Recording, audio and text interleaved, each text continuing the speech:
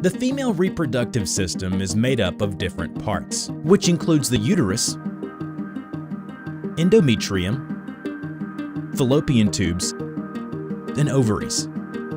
During the menstruation cycle, each of these parts has a specific function. For example, inside each ovary there are thousands of follicles, which are cells with an immature egg. The egg is the female reproductive cell, preparing for ovulation. At the start of your cycle, the follicle-stimulating hormone stimulates a large number of follicles. As the follicles get stimulated, the immature egg inside them begins to grow, mature, and also produce estrogen. Estrogens then go into the bloodstream and send the signal to prepare the uterus for pregnancy.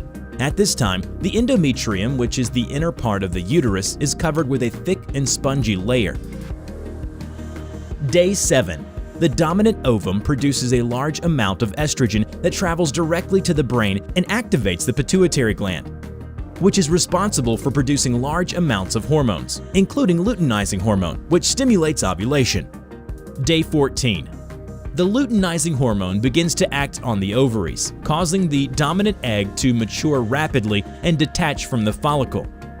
Now one of the fallopian tubes surrounds the follicle, causing it to open completely and expel the egg. This is known as ovulation. At the end of the fallopian tube is the fimbria, a set of cells that are responsible for collecting the recently expelled egg and transporting it to the entrance of the fallopian tube.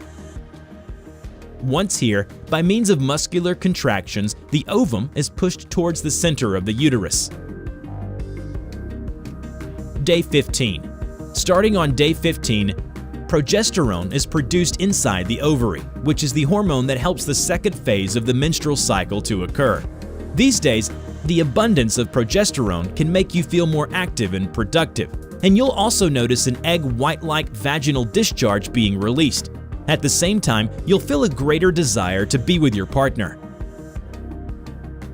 Towards the end of the cycle, the production of progesterone decreases drastically, and that is when the so-called premenstrual syndrome occurs, which can cause various symptoms such as mood swings, inflammation, pimples, fluid retention, colic, pain, and sensitivity in the chest, among other emotional and physical symptoms.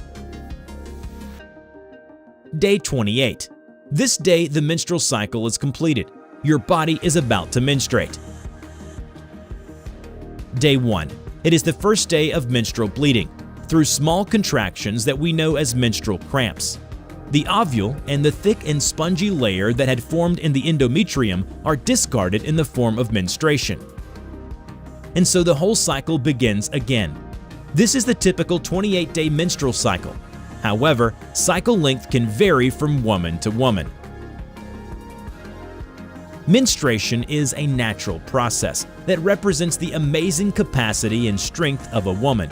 So, if you also know a woman that you feel proud of or feel proud to be one, like this video and share it on all your social networks.